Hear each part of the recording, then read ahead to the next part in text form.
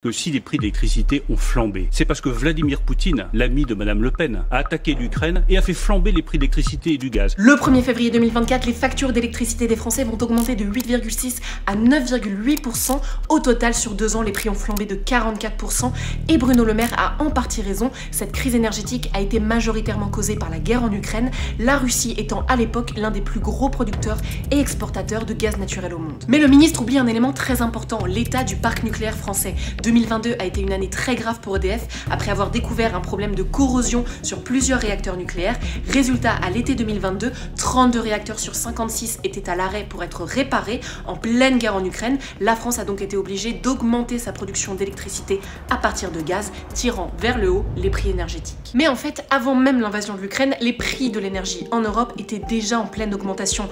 Là où Bruno Le Maire n'a pas tort, c'est que Vladimir Poutine était probablement déjà à la manœuvre. À l'été 2021, la société russe Gazprom décide de baisser ses exportations de gaz en Europe. Résultat, une hausse des prix du gaz fossile. Vladimir Poutine a utilisé l'arme gazière avant même la guerre. Bruno Le Maire a donc en partie raison, la guerre en Ukraine est la cause numéro 1 de l'explosion des tarifs depuis 2 ans, mais elle est loin d'être la seule car les problèmes massifs du parc nucléaire français ont aussi tiré les prix vers le haut, mais c'est sans oublier la reprise post-Covid en Chine qui, selon certains experts, a aussi pu jouer car la demande chinoise a explosé et fait monter les prix du gaz et ceux de l'électricité.